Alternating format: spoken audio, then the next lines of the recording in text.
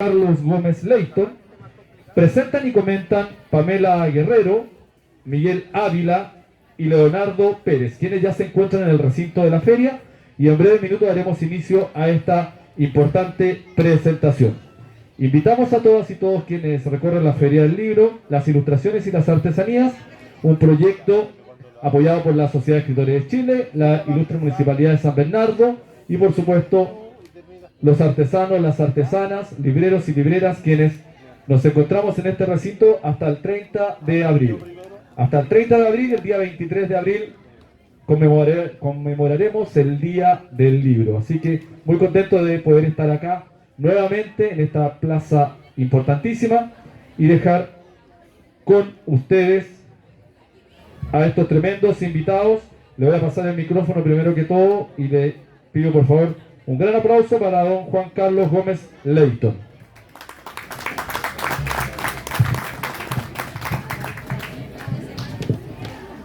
Buenas tardes a todos, a todas y a todes.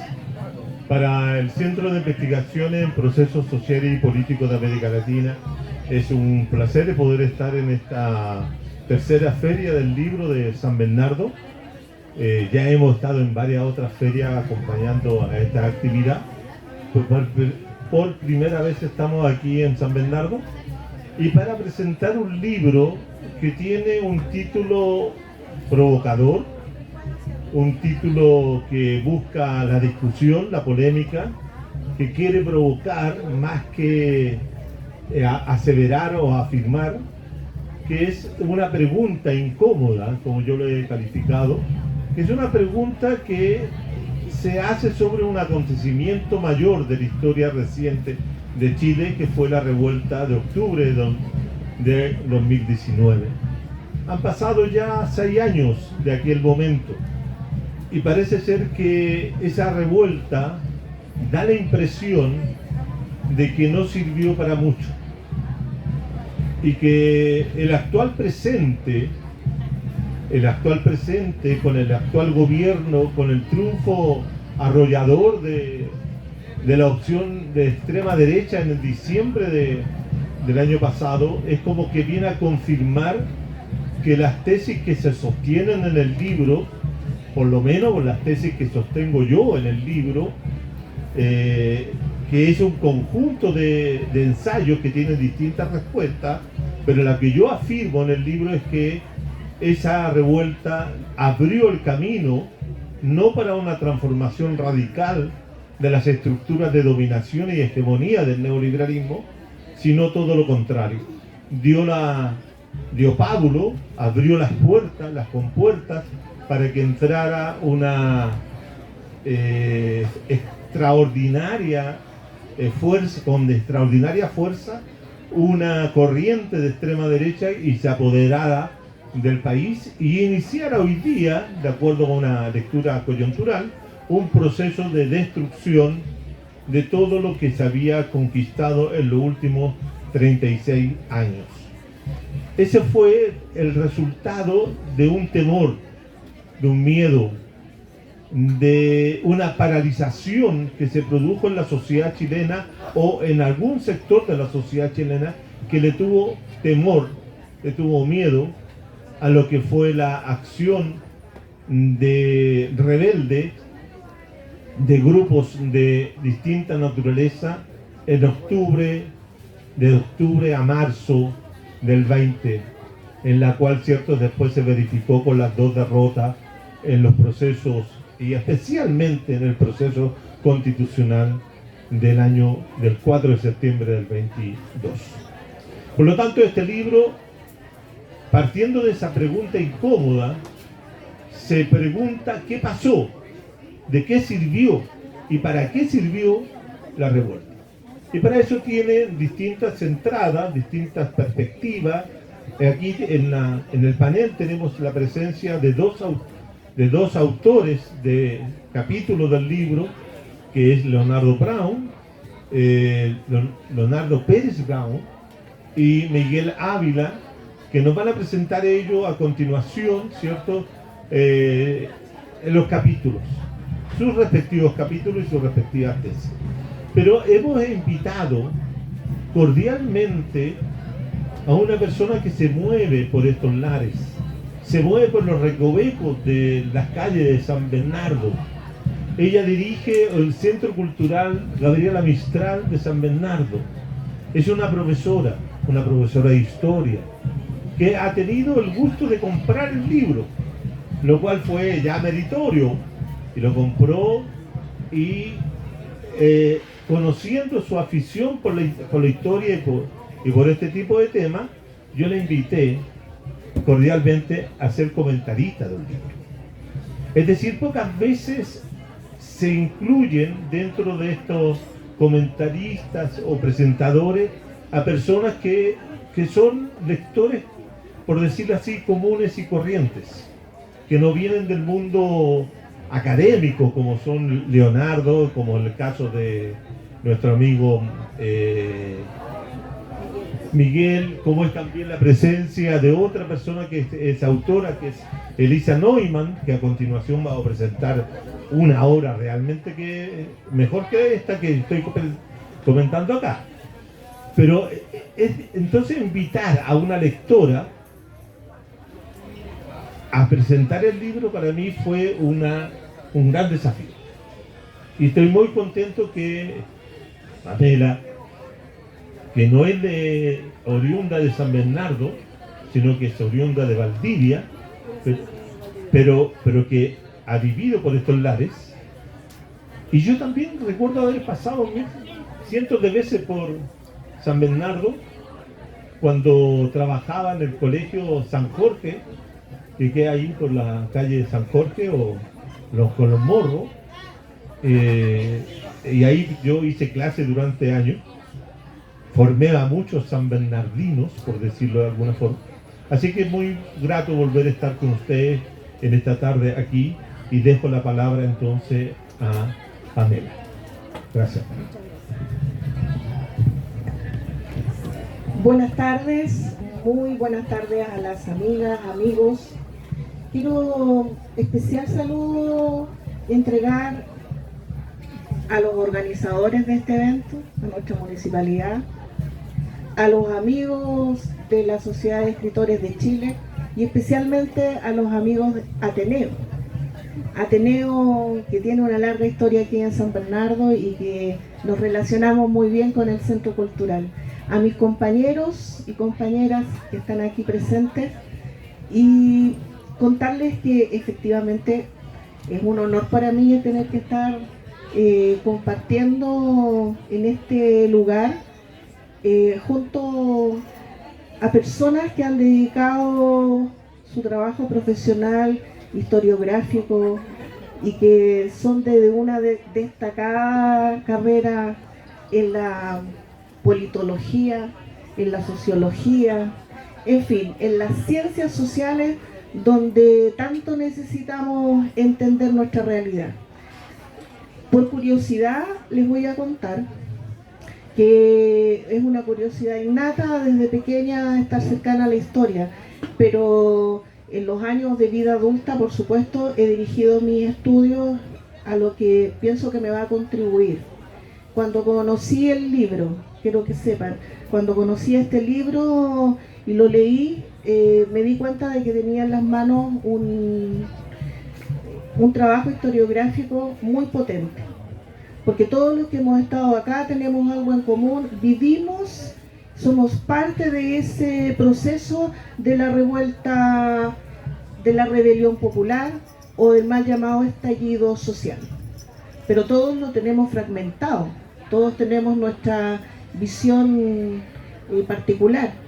El libro nos permite ampliar esa visión, nos permite, cada uno de los 10 ensayos nos permite ir comprendiendo el espectro, situarnos. Yo creo que es un trabajo de lo que se dice historia muy bien situada, porque se localiza muy bien, explica muy bien los caracteres de los factores que fueron desarrollando este proceso, pero muy por sobre todo deja la visión humana de que si cometimos un error, y como aquí ya nos adelantó, porque yo pensaba contar de sorpresa cuál era la respuesta principal de la obra, pero el maestro no se pudo aguantar, ¿no es cierto? Y nos dice cuál es esa respuesta. Pero la verdad es que todos tenemos una respuesta, y muy común es la de que sirvió de poco, pero de nada. Yo creo que la historia siempre sirve para algo, por lo tanto, al final voy a dar mi opinión. Tratando de no desviarme mucho, porque ya me desvié un poco del texto que tenía preparado, voy a ir tratando de seguir mi hilo conductor. Ya di las gracias y voy a partir entonces. Le voy a pedir las disculpas porque esta es mi primera vez que hago comentarista seria de un libro. Quiero señalar de que cuando hablamos de octubre del 2019, no hablamos solo de fechas o acontecimientos aislados. Hablamos de un momento en que amplios sectores de la sociedad chilena salieron a las calles, cuestionando las condiciones de vida, las desigualdades acumuladas y las formas en que se había organizado nuestra convivencia social. Hablamos de movilizaciones masivas a lo largo del país, de cabildos ciudadanos, de nuevas formas de participación, pero también de un contexto marcado por un alto costo humano, que no esperábamos se volviera a repetir como fue la dictadura. Personas fallecidas, no, personas asesinadas.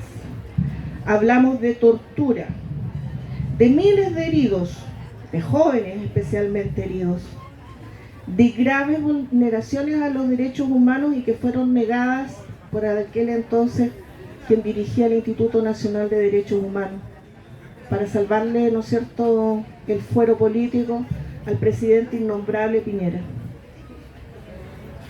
Las mutilaciones oculares, terribles.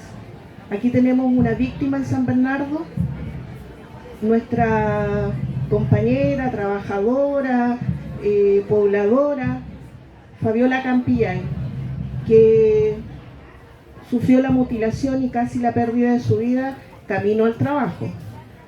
Y hoy día es senadora de la República. Los hechos hablan por sí solos. En esta ciudad, como les digo, tan dolorosa, también se habló de estamos situados aquí en la plaza, que en su momento se llamó, y creo que todavía lo seguimos diciendo con mucha fuerza, esta se denominó la Plaza Fabiola Campillay. Este fue un lugar donde nos reunimos los sanbernardinos y sanbernardinas masivamente. Por lo tanto, el libro inevitablemente lleva a pensar y a recordar esos momentos vividos. Y pienso que cada uno de ustedes va a tener esa experiencia de retrotraer al pasado y recordar cuál fue su experiencia frente al proceso que se vivió. Algunos dirán en lo que fue la emblemática Plaza Dignidad y que hoy día es un cementerio de cemento. Voy a dar vuelta a la página.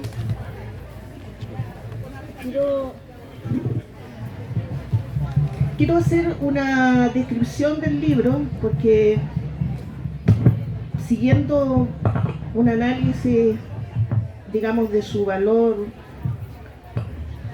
histórico, de lo que sirve para quienes nos leemos, que nos gusta leer este tipo de obras.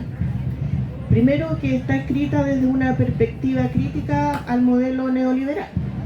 Aquí no cabe duda de que nuestro gran problema es el modelo neoliberal en el cual estamos sometidos desde la instalación de la dictadura.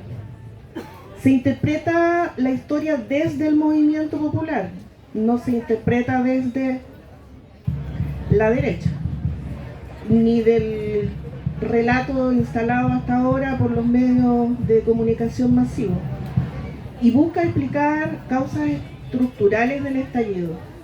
Tiene un propósito político intelectual, no es solo descriptivo, y el propósito político está identificado. No voy a hablar de un partido político, pero es un análisis político. Este carácter le otorga coherencia y profundidad, permitiendo una lectura que no se limita a los hechos, sino que busca comprender sus causas y sentidos históricos. Y para ir finalizando, me parece que esta obra cumple una función fundamental. Nos invita a pensar históricamente el presente, a repensar el pasado y a dar una proyección realista, transformadora al futuro. Nos obliga, nos deja instalada la idea de que no podemos seguir siendo pacientes, padecientes o inconscientes. Porque la revolución, toda revolución, para ser lograda debe ser pensada y planificada. No podemos quedarnos en rebelión, ni tampoco aceptar superficialmente el concepto de estallido social que impuso la derecha y que hoy día, ya sabemos, estamos hablando de un proceso al cual se le quiere sencillamente enmarcar como un proceso delictual. La obra, desarrollada en 245 páginas, nos recuerda que lo ocurrido en octubre del 2019 no fue un accidente ni un episodio aislado, sino parte de un proceso mucho mayor, atravesado por las tensiones sociales profundas que parten quizás desde el mismo 11 de septiembre de 1973 y que se agudizan en los años de la Concertación, que se extreman en el periodo de nueva mayoría, que seguimos así hasta lo que tenemos hoy día. ¿Por qué el pueblo, el ciudadano, la ciudadana, ha terminado en un 60% votando por una fracción de la extrema derecha? Creo que esto nos obliga a pensar qué hemos hecho mal. Y al mismo tiempo hasta ahora nos deja entonces la tarea abierta.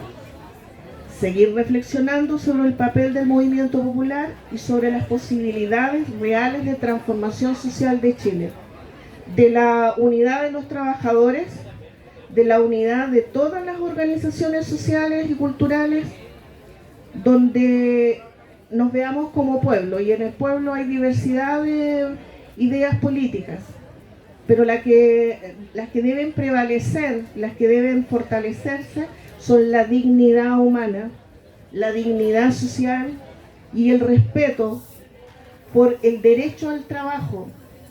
Nosotros, el trabajo no es una mercancía, es un derecho. Y creo, me convenzo cada vez más, que la principal razón que nos llevó a vivir este periodo en octubre del 2019 fueron las injusticias sociales y la condición de práctica esclavista en la cual vivimos en el sistema neoliberal. Muchas gracias. Gracias, Pamela. Excelente tu reflexión y te lo agradecemos. También quiero comentar un elemento que ustedes tienen que conocer. Este fue un libro que se construyó a partir de una invitación que se hizo a varias personas y grupos sociales. También dentro del libro hay una reflexión de un colectivo de trabajadores que vivieron, que participaron, que tuvieron una visión de la revuelta y sacaron sus conclusiones. Entonces no es solamente un libro académico, es un libro que combina lo social, lo político, lo académico, etcétera, en una reflexión que busca desentrañar el por qué no fuimos capaces de ganar en octubre del 2019 y solamente perdimos dramáticamente el 4 de septiembre y del 22 y luego en diciembre del 26. Algo de eso nos elaboró, nos preparó, buscó interrogarse y responderse sobre aquello nuestro colega, el doctor en Ciencias Sociales y Políticas, psicólogo de profesión, Este es un libro que combina también las disciplinas. Hay historiadores, sociólogos, trabajadores, psicólogos. Y yo primera vez que armaba un libro con psicólogos. ¿Ah? Les tengo bastante respeto, por no decir distancia. Por algo será. Etcétera, pero en esta oportunidad tuve la ocasión de tener la participación de dos psicólogos sociales que piensan un poco más allá de la psicología básica, sino que hacen psicología social y política. Me refiero al doctor Leonardo Pérez Brown, que él escribió un texto que él mismo va a reseñar en esta presentación. Gracias, profe. Gracias por lo que acaba de decir y gracias por la invitación a ser parte de este libro. Claro, como bien dice el profe, yo soy originalmente psicólogo clínico. Inevitablemente a uno lo entrenan para hacer diagnóstico, ¿no? Es decir, como encontrarse con una persona y, ¿no?, tratar de entender cuál es la estructura psicológica que tiene y qué es lo que uno puede esperar, qué tipo de respuesta, qué tipo de comportamiento. Y eso, bueno, aplicado a la psicología social, desde cualquiera de las teorías de base que hay en psicología, uno puede ampliarlo a una visión más social y decir qué está pasando en determinadas sociedades que se comportan de tal o cual manera, qué es lo que está operando ahí, qué es lo que están sintiendo, qué es lo que están pensando, etc. Bueno, y en ese trabajo de exploración yo me tomo, por supuesto, de una primera premisa que elabora el profe Gómez Leito, que es que el sujeto que se movilizó 2019, que salió a la calle a protestar y a tener conductas, ¿no?, fuertes y violentas, y, ¿sí?, era un sujeto neoliberal. Un sujeto neoliberal que, por cierto, todavía existe en este país, que compone la gran mayoría de la población. Es doloroso asumir que la mayoría de la población de este país somos personas, bueno, yo no, pero la mayoría somos personas neoliberales, que tenemos esa visión de mundo, porque esa visión de mundo se convirtió en un sentido común hegemónico. Transversalmente, todo el mundo piensa en categorías neoliberales. ¿Cómo pasó eso? Bueno, a ser muy sintético, ustedes saben, a bala y bayoneta los primeros años después del 73, pero ya en el 80 esa violencia empezó a ser más selectiva, ¿no? El recurso humano del terror empezó a ser más selectivo. Los primeros años, 73-74 fue el MIR, después el Partido Socialista, hasta el 77, 76, 77, Partido Comunista. Ese era el enemigo, el blanco, ¿sí? CNI, toda esa cáfila de asesinos, psicópatas, tenían claro que no mataban gente al azar, mataban estructuras, asesinaban, torturaban, ¿sí? Por supuesto, hoy día tenemos una idea que son 3.500 las víctimas, sabemos que eso no son los datos más exactos. Tenemos la noción de que hay más gente que fue asesinada, más de 3.500, ¿no? Torturada, y bueno, torturado hubo más de 150.000, ¿sí?, que sufrimos esa penuria.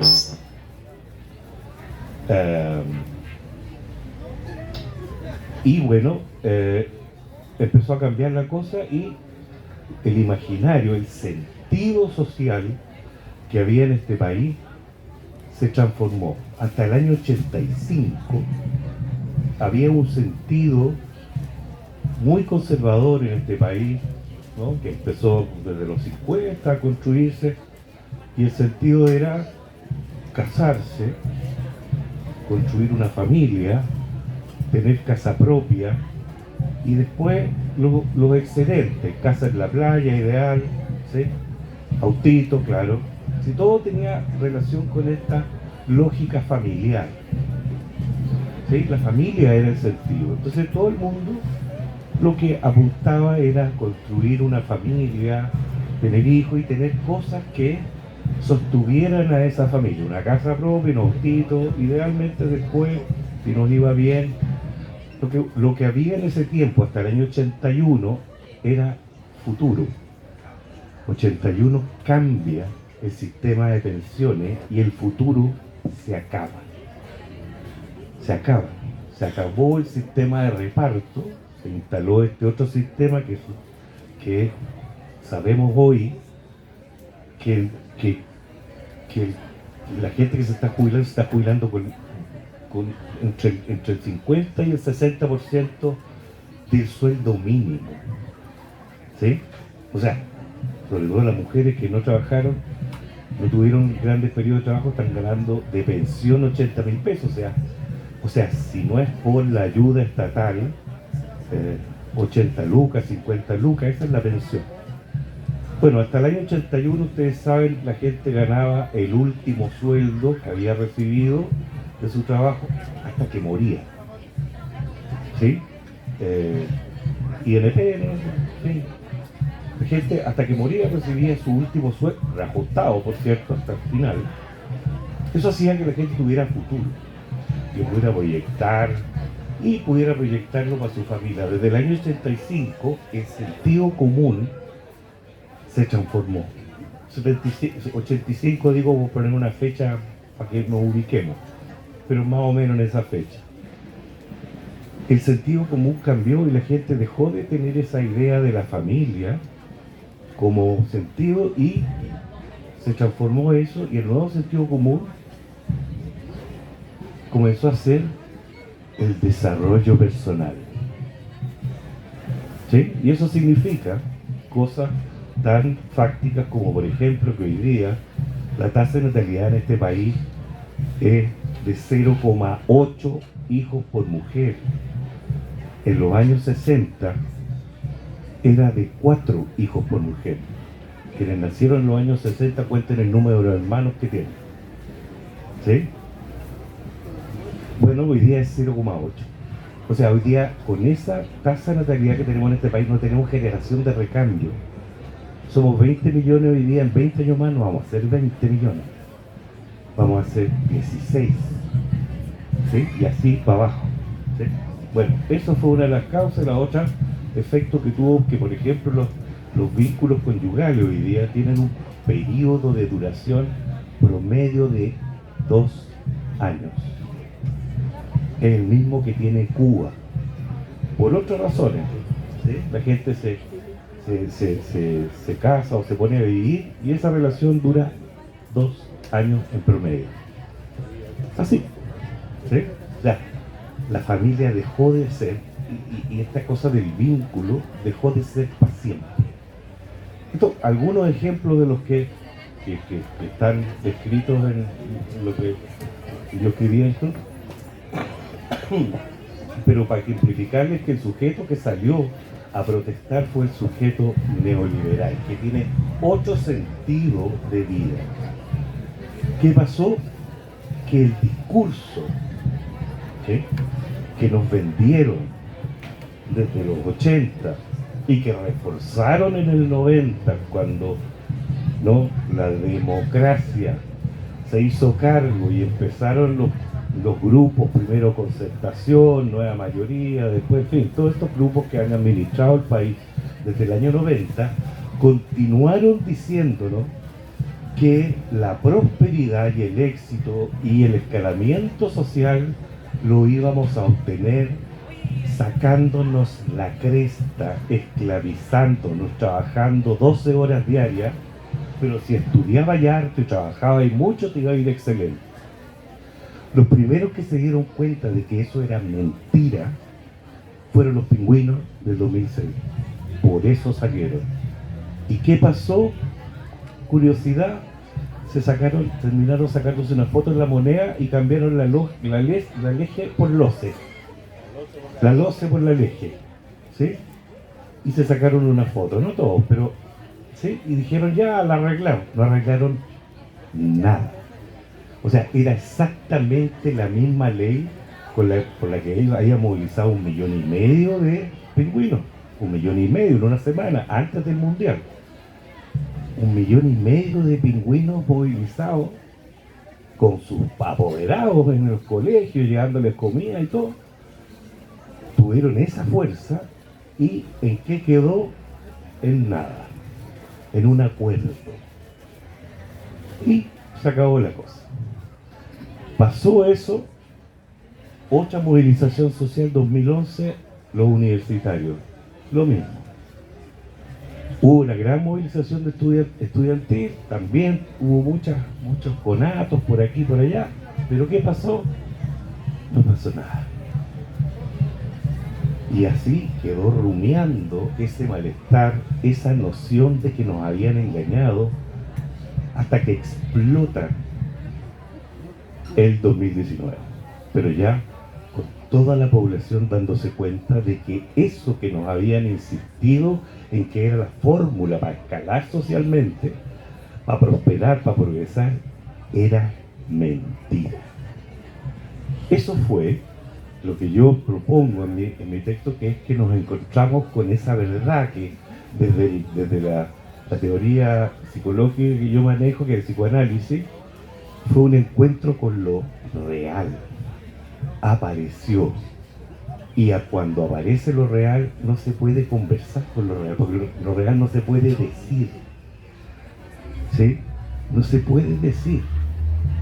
Entonces, hay un montón de categorías que yo utilizo desde el psicoanálisis. Teníamos una situación de goce antes del estallido, de la revuelta. El goce, ustedes saben, es un disfrute que implica también un sufrimiento. No es placer, ¿sí? Placer es puro placer. El goce es un placer, pero con sufrimiento. Eso veníamos sosteniendo hasta el 19, hasta el 18 de octubre. Viéndonos que si trabajábamos harto, que si trabajábamos 12 horas y que si estudiábamos harto, después de las 12 horas no íbamos a estudiar, íbamos a ser gente exitosa. Y la verdad era que no, que eso no te iba a recompensar de ningún modo. Eso fue lo que, según mi tesis en el libro, ustedes que compren ahora el libro lo van a poder leer con detalle. La gente se encontró con lo real. Lo real era que nos habían engrupido. Y por eso que la gente sale a la calle. En el psicoanálisis hay dos nociones de respuesta elocuente. Una es, lo que decimos nosotros, es la pasada al acto. O sea, uno cuando se encuentra con lo real pasa al acto y puede ser muy agresivo, fatal incluso. Y tiene otra respuesta que es el acting out, que se llama, que es una performance, que parece una respuesta violenta, pero no es tan violenta, ¿sí? Y en esta situación de protesta se dieron ambas. Se dio la pasada al acto con la quema de buses y algunos metros, pero también se dieron acting out. O sea, performance que eran protestas, que no eran violentas, pero que era una forma de hacerle entender al poder que ya estábamos hasta acá. Sigo teniendo coincidencia con el profe en que la mayoría de la gente que salió a protestar eran sujetos neoliberales que salieron a pedir una tajada de la torta, ¿sí? Aun cuando no había un pliego de peticiones. Yo en el texto, como ustedes verán cuando compren el libro, hago una descripción del estado de la situación justo antes del 18 de octubre, cosas como que la deuda de la familia en el 2010, después del lago, ¿no? Que hubo una cierta mejoría de la situación, era del 42%. 42% del ingreso de las personas lo pagaban en deuda. El 2019 era el 78%. ¿Sí? La gente vivía con un 20% de lo que ganaba, porque lo demás lo pagaba. El punto es que a 7 años de eso, hoy día estamos igual o peor. Hoy día estamos igual o peor. Y la misma cosa que pasó con los pingüinos del 2006, cambiar la leje por loce, o al revés, la loce por leje, sí. Lo que pasó aquí fue que hubo un acuerdo por la paz el 15 de noviembre, que fue una mentira, ¿sí? Que fue otra engaño, y que fue una genialidad por parte de la derecha cambiar una situación destituyente en un proceso constituyente. Fue genial eso. Creo que fue obra de la CIA, porque tiene esa característica. ¿Y qué pasó? No pasó nada. Por eso es que el 60% de la población votó por este huevón, porque son los mismos que salieron a protestar en 2019. Los mismos. Más o menos. Más o menos. Más o menos. Es que también fue un voto de repudio, ¿no? Como se ha dado otras veces. De repudio a lo que había pasado antes. Pero quería hacer el énfasis en esos dos puntos, y le agradezco mucho que me hayan escuchado. Espérate, déjame que termine y se queda un tiempito a hacer una participación del público. Yo tengo la impresión de que los relatos que podemos, o las narrativas, como se dice hoy día, acerca de la revuelta son múltiples y particulares de cada uno de los que están acá. Lo que nosotros tratamos de hacer en el libro es unir una serie de factores que no solamente buscan describir la revuelta, sino cómo la revuelta da lugar a la instalación de formas nuevas de control, de vigilancia, de represión de parte del Estado neoliberal. Y eso también implica que la revuelta, con toda la potencia social y política que tuvo, no alcanzó el grado de pasar de ser una revuelta, o ser una rebelión, o una revuelta-rebelión, y de ahí a una revolución. Nos quedamos cortos. Por lo tanto, lo que queda pendiente en la sociedad chilena es el tema de la revolución. Porque no podemos lograr sacarnos de encima las estructuras de dominación neoliberal o las estructuras hegemónicas del neoliberalismo a través de procesos solo y exclusivamente electorales. Eso es una lección que nos deja. Nos deja también la lección que si una revuelta no tiene una dirección política, no tiene una estrategia direccionada, tampoco tiene éxito. Y creo que todas esas cosas tuvimos tantas presentes también en lo que fue la revuelta de octubre. Y lo que más queda en evidencia es lo que estudia Miguel Ávila en su texto, que es el inicio o la instalación de lo que él haya denominado el neoliberalismo blindado. ¿Cómo se blinda el neoliberalismo a partir de la revuelta? ¿Cómo se está blindando el neoliberalismo hoy día con el gobierno de la extrema derecha de los republicanos? Sin duda que todas esas cosas provienen de esa situación de ruptura, de inflexión política, de quiebre histórico que significó la revuelta. La revuelta tiene un significado que es distinto a la situación de que dio origen o para qué sirvió. Entonces, en ese sentido, quiero dejar con ustedes al profesor. Quiero destacar este punto. Él es un profesor básico de la Universidad de Playa Ancha, que ha incursionado en el área de las ciencias sociales a través de estudiar sociología, con magíster en sociología, y ahora está concluyendo su doctorado en historia en esta misma materia. Yo creo que es un brillante joven investigador, Miguel Ávila Carrera. Entonces quiero dejar con ustedes a diría como decía, la promesa de las ciencias sociales de izquierda. Gracias, profesor, por tanto elogio, que me hace subir el ánimo. Me sube el autoconcepto. El capítulo que yo escribí se llama El movimiento popular en la emergencia del neoliberalismo blindado, la falta de herramienta orgánica. Uno de los primeros puntos que nosotros podemos analizar es que desde 1990 la Concertación y los sucesivos gobiernos democráticos iniciaron medidas para fortalecer el control social.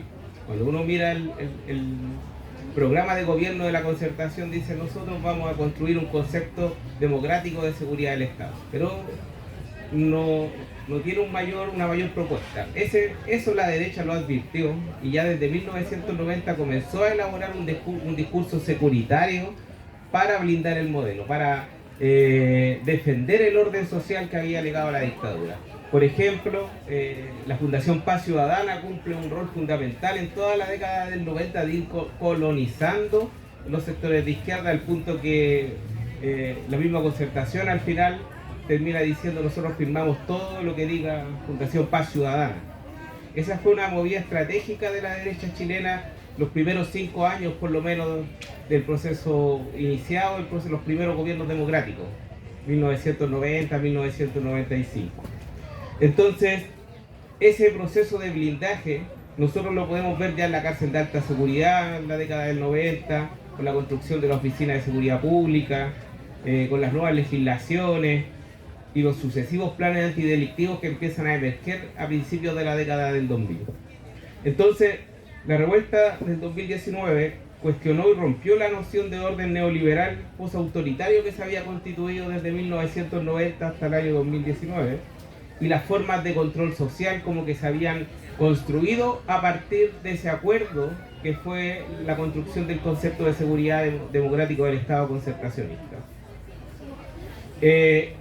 Y desarrolló a partir del 2019 un proceso de transición desde el orden social post-autoritario a una nueva noción de orden social post-2019, y este proceso transicional, que es conservador, que es autoritario, se da principalmente a partir del año 2020-2021, o se sella en ese momento.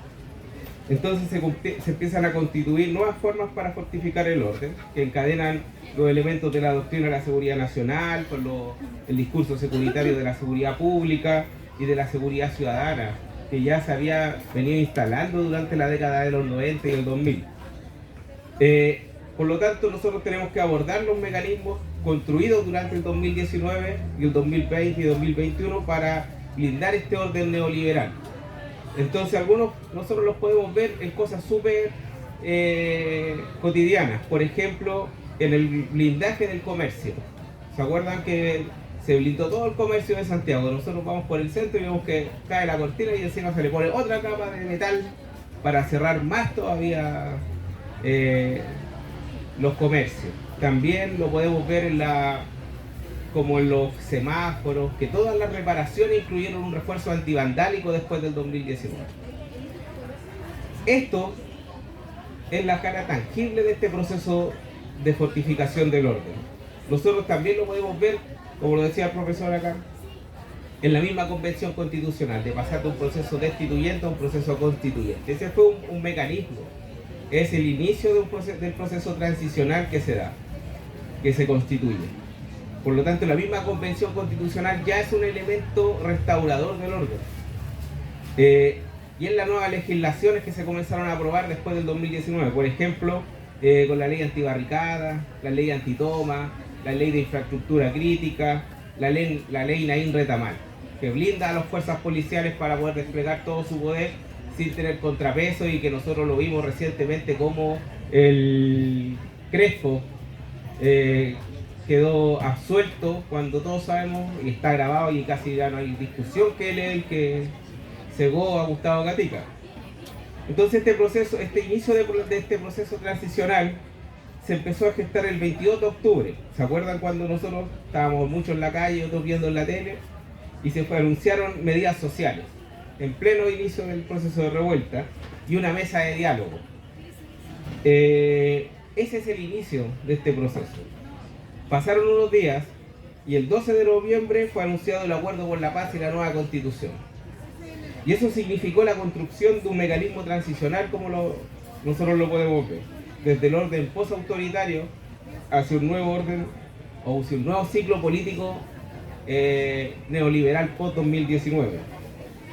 Este proceso, donde se construyen nuevos marcos legislativos para custodiar el orden, donde se constituye ya derechamente un ministerio para la seguridad, idea que reflota los días posteriores al 2019, donde se refuerzan con más de 8.000 millones de pesos la compra de materiales antidisturbios, se traspasa desde el ejército materiales como medios blindados para custodiar los campos y las ciudades. Nosotros los podemos ver en el centro de Santiago, que hoy día están pintados y son vehículos Piraña, me parece, de fabricación de FAMAE, que están hechos para la guerra, pero adaptados para el entorno urbano. Ya nos empieza a dar luces que se entró en una nueva etapa del neoliberalismo, que está iniciándose. Por ejemplo, este blindaje del modelo es expresión del choque entre el mundo popular, el descontento popular, el descontento de las personas con la institucionalidad que se había heredado. Por lo tanto, nosotros también podemos ver cómo se normalizaron las actividades. Por ejemplo, el metro de Santiago se demoraron súper poco en reparar. También está con refuerzo antivandálico. Uno ve cómo para pasar tiene más control, o sea, hay todo un plan ya para protegerlo. Por lo tanto, todas estas medidas van construyendo una construcción, son una coraza simbólica para fortificar el modelo. Esto hoy día empieza a tomar una nueva vertiente, por así decirlo, o una nueva dimensión. Por ejemplo, con lo que ha venido impulsando el nuevo gobierno, limitar la gratuidad hasta los 30 años, crear un registro de vándalos, como lo que estaba impulsando el actual gobierno. Nosotros vamos a crear un registro de vándalos, y que todos los que queden en ese registro de vándalos va a significar que no van a tener ninguna ayuda social. Todos los jóvenes que entren a ese registro de vándalos no van a poder estudiar, se les va a quitar la gratuidad, no se les va a ayudar. Por lo tanto, empieza a haber un ataque directo hacia la juventud popular, es decir, convertirlos en parias. Tú no puedes participar, no te puedes desarrollar porque estás en contra del orden. También se ha propuesto recientemente que los padres de los alumnos que participen o de los menores de edad que participen en manifestaciones sociales tengan que pagar los disturbios o lo que quede o los daños con sus fondos de pensión. Yo me puse a pensar cuando vi eso, yo dije, para pasarle la plata a la gente, que su plata ponen todos los peros del mundo, pero para entregarle la plata a los privados no, incluso están como hasta legislando a favor. No. Ese proceso efectivamente conlleva un análisis más profundo, que este proceso de blindaje del modelo de un neoliberalismo que se dotó de nuevas herramientas para fortalecer el funcionamiento del sistema, ha entrado en una nueva etapa, se está potenciando de otra forma, y lo más probable es que la disputa para la izquierda, para poder proteger a la juventud popular, tiene que ver con articular un discurso que entre en disputa con el discurso de la derecha. Yo pensaba, los primeros días que se inició el gobierno del CAS, había poca gente, o la izquierda estaba con una especie de shock. ¿Cómo no se le sale a rebatir el proceso? ¿Cómo no se le sale a palabrear por el momento?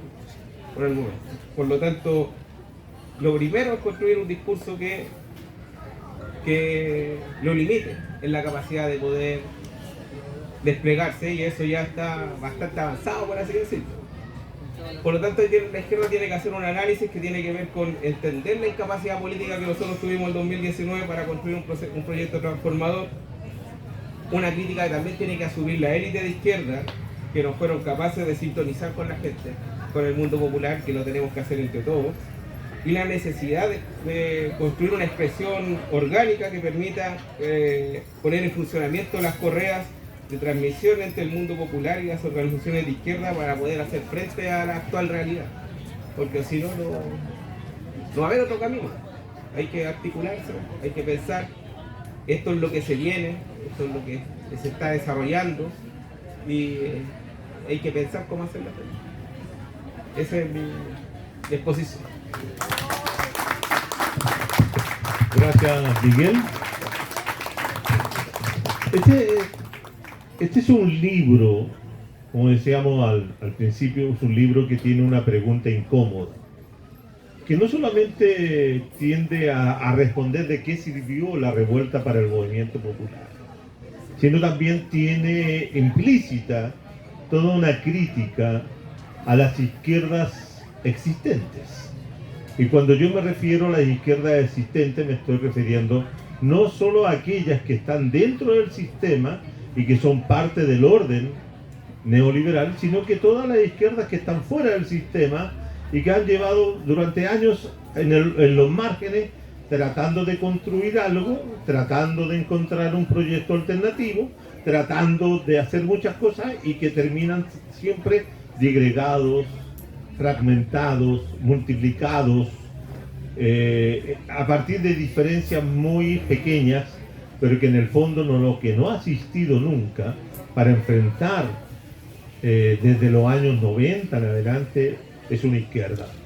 Yo tengo la impresión de que las razones, aparte de las que yo expongo en el libro, que tienen que ver con este sujeto neoliberal existente, conservador, neoconservador, porque aquí hay un sujeto neoconservador que es el que busca que el capitalismo neoliberal funcione bien, que el mercado funcione bien. El tema es que ahora se están encontrando de que el mercado va a funcionar como quiere que funcionen los neoliberales. Y eso es terrible, porque lo que hoy se presenta como una reconstrucción es una destrucción de todo lo que se pudo construir a partir de los años 90 en adelante. Dicho esto, también digo que es parte de la ausencia de una izquierda revolucionaria, de una izquierda transformadora, de una izquierda realmente capaz de poder disputar el poder y luchar por la transformación y construir futuro. Como bien decía Leonardo, ¿cierto? Este es un país que se quedó pegado en un presente eterno y que no logra salir de ahí. Entonces yo le invito, y esto a mí se me cae la cara de vergüenza en este momento, porque tengo que decirlo, nosotros vivimos en una sociedad neoliberal donde todo se vende y se compra, y por lo tanto yo los quiero invitar a comprar el libro. Yo lo tengo acá y yo lo puedo vender a ustedes directamente del productor al consumidor, eliminando al intermediario, que es el que encarece los libros. Así que muchas gracias por su presencia y disculpen que no abra la palabra porque viene inmediatamente la presentación de otro libro. Gracias a todos y a todas. Y a todos. Fuerte el aplauso para Juan Carlos Gómez Leighton, editor y autor del libro que se ha presentado en esta jornada. ¿De qué sirvió la revuelta?